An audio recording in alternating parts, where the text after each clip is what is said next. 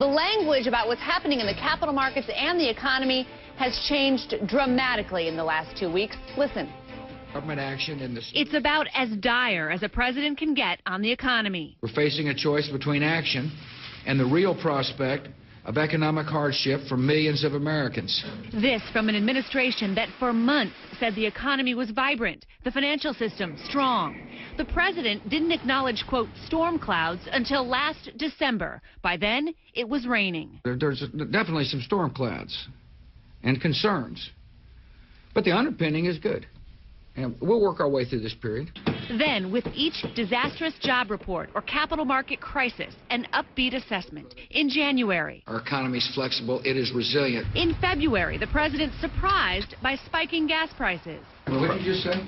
You're predicting $4 a gallon number. That's interesting. I hadn't heard that. In March, Bear Stearns was in a death spiral, and the Fed brokered its sale. We're in challenging times. But another thing is for certain that we've taken strong and decisive action. Our financial institutions are strong. Our investment banks are strong. Our banks are strong. They're going to be strong for many, many years. In July, IndyMac Bank failed. I believe we will come through this challenge stronger than ever before. The three trying to sell this $700 billion rescue didn't see it coming. The Treasury Secretary told NPR last year of the global economy. It's as strong as I've seen it any time during my business career. And again last October. This is happening against the backdrop of an economy that, which in other respects is very solid.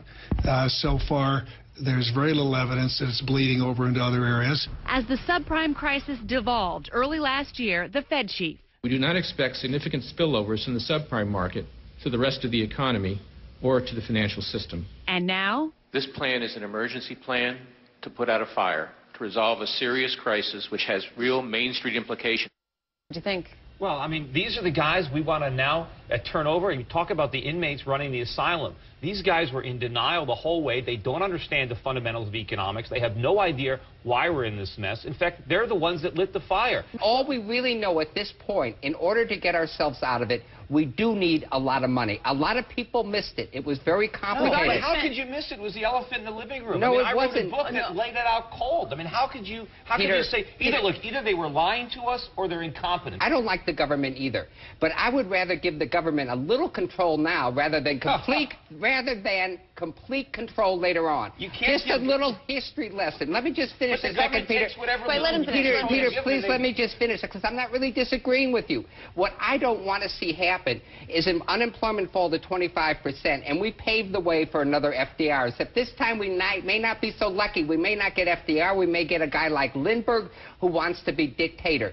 And that's the kind of thing that Alice Rivlin talks about. That's the doomsday scenario where the government totally seizes control. Little control now in exchange for massive control later. This week there was this emergency conference call among corporate treasurers who got on this call to talk about how banks were holding on to the money. They weren't letting them borrow so that they could do things like buy raw materials, so they could do things like pay their payroll. How do you, if we just let the market work it out, what happens to companies and people? It's not that the banks are holding on to the money. The money's not there anymore because they've blown their capital on bad loans. Remember, we can only loan out money that somebody saves. And if we blow our stock of savings, there's no more credit. That's the problem. And the government can't replace the credit with a printing press. And the real problem is going to be with this bailout. It's not going to work. The situation is going to get worse. The stock market's going to keep falling. Real estate prices are going to keep falling. And we're going to get a bigger bailout. And the government's going to take more power. And they're going to create more damage. However much gut power the government needs to control, and I don't even disagree with Peter, this may not be enough. However much power the government takes right now, however much money they have to put in the system, is much more preferable than letting the government have complete control over our economy. Peter, I don't want to be saluting a dictator in this country. What does the world look like without a bailout? What does it look like with a bailout? Right. Quickly. Without a bailout, my life, my economy. Look, without a bailout, look, there's a price to pay for all this extravagance. We've had a phony economy based on debt and consumption. We're going to have a terrible recession. It's going to be bad. But this bailout is going to make it worse. It's going to turn it into a hyperinflationary depression, and it's going to kill the value of our money, and we're going to have a real crisis on our hands, and there's going to be no way out. I want to sort of follow up what you said. Things happen very fast. If we don't have a bailout, the market went down 8% or so on Monday.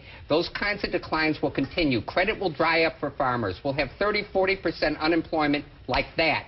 and then we'll have total government control of this All right. economy. A dictatorship, maybe.